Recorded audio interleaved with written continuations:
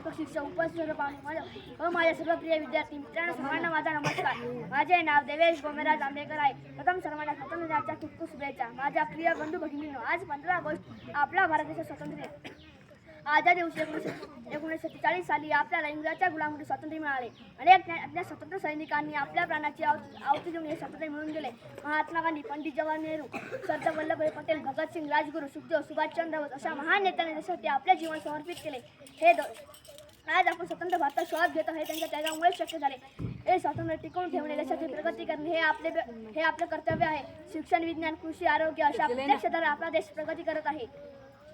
अशा प्रत्येक क्षेत्रात आपला देश प्रगती करत आहे. आपल्या देशात विविध भाषा, धर्म, संस्कृतीचे लोक एकत्र गुण गोविंद राहतात हीच आपल्या भारत देशाची खरी ताकद आहे. ही भावना जपून देशाच्या विकासासाठी काटेबद्ध राहूया. विविधतेत एकता आहे आमची शान आहे. म्हणूनच आहे आमचा भारत देश मान. जय हिंद, जय भारत. भारत माता की